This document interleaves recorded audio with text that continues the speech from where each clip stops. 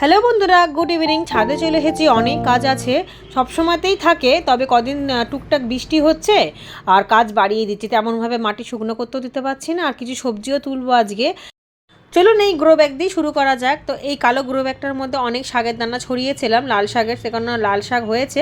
আর এর মধ্যে দেখছি একটা পালং শাকও হয়েছে, বেশ মোটা সোটা মতো, সেটাও তুলে নেবো। আর টমেটো তো প্রচুর হয়েছে, সাথে কিছু বেগুন লাউও তুলবো। তো আজকে ভাবছি টমেটো অনেকগুলো তুলে নিয়ে ধুয়ে ঠুয়ে সস বানাবো। এখনও রাতের দিকে একটু একটু ঠান্ডা লাগে, ভোরের দিকে ঠান্ডা লাগে, সেই জন্য টমেটোর ফলনটাও কিন্তু হচ্ছে। যতদিন ঠান্ডার আভাস থাকবে নতুন নতুন ফুলও আসছে, দেখুন নতুন। আর এই পাকা টমেটোগুলো তুলে নিলে যে কাঁচা টমেটোগুলো আছে সেগুলোও বাড়তে পারবে, আর সেগুলো পুষ্ট হয়ে লাল হয়ে যাবে। তাই জন্য আজকে অনেকটা পরিমাণেই তুলে নেবো। তবে অনেক বন্ধুবান্ধব আত্মীয় স্বজনকে দিয়েছি, মন একদম খুশি হয়ে গেছে, কারণ এত পরিমাণে যদি হয়েছে। আর একটু বেশি এই জন্যই করি, যাতে একটু সবাইকে মিলেমিশে খাওয়া যায়, সবাইকে দেওয়া যায়। আর গাছের জিনিস তুলে দিতে না ভীষণ মজা লাগে। জানি এখন টমেটোর দাম কম বা কপির দাম কম, তবুও নিজের তৈরি করা জিনিসের একটা মানে টেস্টই আলাদা। আর এই দেখুন এত পরিমাণে টমেটো হয়েছে যে গাছটা পুরো ঝুঁকে গিয়ে মাটিতে সাথে লেগে গেছে, মানে ছাদে পড়ে গেছে। গাছগুলো মানে ভেঙে যাবে এরপরে যদি না তুলি, সেই জন্য আজকে খানিকটা তুলে ভারটা কমিয়ে দেবো, তারপর ডালগুলোকে আবার বেঁধে দেবো। দেখুন কত পরিমাণে হয়েছে। আর এই নিজস্ব জৈব পদ্ধতিতে করলে টেস্টও কিন্তু বেশি হয়, যে সস করুন বা চাটনি করুন। আর কালারটা তো দুর্দান্ত হয়েছে, এত সুন্দর লাল টকটকে কালার। তবে এর মধ্যে যে শুধু দেশি টমেটো আছে তা না, এর মধ্যে চেরি টমেটো মেশানো রয়েছে, কারণ গাছগুলোকে ছোটো অবস্থায় তো বোঝা যায় না কোনটা চেরি টমেটো বা কোনটা দেশি টমেটো। তো সাজানোর পর দেখছি যখন হচ্ছে, তখন দেখছি মাঝে মাঝে এর মধ্যে চেরি টমেটোও রয়েছে। আর অনেক বেগুনও তুলে নেবো, কারণ বেগুনের ফলনটা অনেক বেশি হয়েছে এবারে শীতে। আমার গাছে বেগুনের পুরো ভরা ছিল, তো আবার যাতে নতুন ফুল আসে সেই জন্য পুরোনো বেগুনগুলোকে তুলে ফেলতে হবে। আর বেগুনগুলো যেহেতু খাবার মতো হয়ে গেছে, আর এরপর রেখে দিলে কিন্তু বীজগুলো বড় মানে পেকে যাবে, তখন কিন্তু বেগুনটা খাওয়া যাবে না, সেই জন্য সমস্ত গাছকে তুলে নিয়ে হালকা করে দেবে।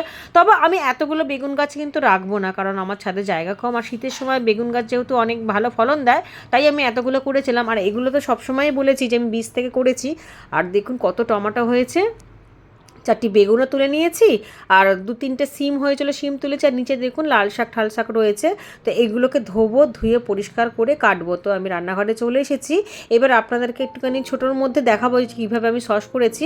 তো সমস্ত টমেটো কিন্তু ওই কাঁচাগুলোকে সরিয়ে দিয়ে বা অর্ধ কাঁচাগুলোকে সরিয়ে দিয়ে কেটে নিয়েছি। এবার পেঁয়াজ, আদা, রসুন, গোটা গোলমরিচ, গরম মশলার কিছু, দারচিনি, এলাচ, লবঙ্গ দিয়ে নিয়েছি। এবার সমস্ত একসাথে আমি এগুলোকে সেদ্ধ করব। আর শুকনো লঙ্কাও দিয়েছি, বেশি শুকনো লঙ্কা দেবেন না, স্বাদ অনুসারে দেবেন। তবে নুনটা এখন দিইনি, কারণ নুন দিলে আরও অনেক জল বেরিয়ে যাবে। এখন মোটামুটি একটু ভাপিয়ে নেবো, খুব যে বেশি সেদ্ধ করতে হবে তেমনও না, মোটামুটি একটুখানি ভাপিয়ে নেবার পর এটা ঠান্ডা করব। যতক্ষণ না পুরোপুরি ঠান্ডা হয় তারপর মিক্সিতে পিষে নেবো।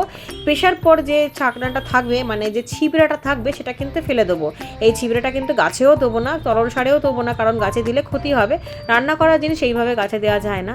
আর দেখুন স্টিলের কড়ার মধ্যে ছেঁকে নিয়েছি। এবার এর মধ্যে আপনার পরিমাণ মতো নুন, আর মিষ্টিটা দেবেন, চিনি, আর একটু কাশ্মীরি লঙ্কার গুঁড়ো দিলাম, কালারটা খুব ভালো হবে। তবে মিষ্টিটা আপনাদের মতো, আপনারা যেমন সস খেতে পছন্দ করেন। তো দেখেনি তো যে বাইরের সসটা কীরকম মিষ্টি হয়, সেরকম আপনারা আন্দাজ বুঝে করবেন। যেমন আমার এখানে 2.5 কিলো টমেটো ছিল, তাই জন্য আমি 3-4 কাপ মতো চিনি দিয়েছি।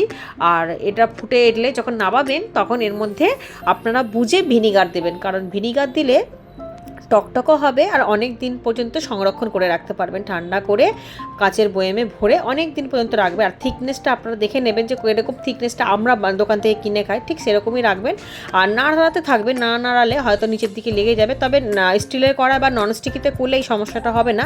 লোহার কড়াইতে করবেন না, লোহার কড়াইতে করলে আয়রন উঠবে আর স্বাদটা পুরো নষ্ট হয়ে যাবে। আর সিলভারের কড়াইতে করতে মানা করছে এই কারণে, অনেক সময় লেগে গেলেও কিন্তু সেই টমেটো সসটা পুরোটাই নষ্ট হবে। সেই জন্য ননস্টিক বাসনে বা স্টিলের বাসনে করবেন। দেখুন আমার এখানে যে আমার জেলি বা সস আনা ছিল বাইরে থেকে, সেই বোতলগুলোকেই ধুয়ে নিয়েছি।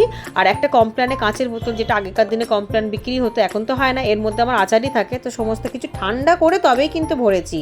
আর এই ছাকড়াটা ফেলে দেবো, এটাকে আর আমি গাছে ব্যবহার করবো না, একেবারেই ডাস্টবিনে ফেলে দেবো, কারণ গাছে কোনো সময় তৈরি করা জিনিস বা রান্না করা জিনিস দিতে নেই। দেখুন নিয়ে এলাম গাছের জিনিস, তাই গাছের কাছেই নিয়ে এলাম। তো আমি এইভাবেই টমেটো সস বানালাম। তবে এরকম যে পেঁয়াজ রসুন দিয়ে করলাম, এটা আবার নিরামিষও করা যায়।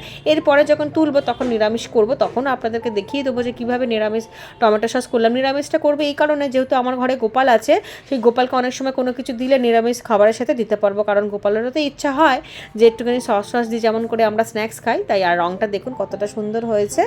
আর এইভাবেই আপনারা তৈরি করে নিতে পারেন যদি অনেক টমেটো হয়ে থাকে তাহলে।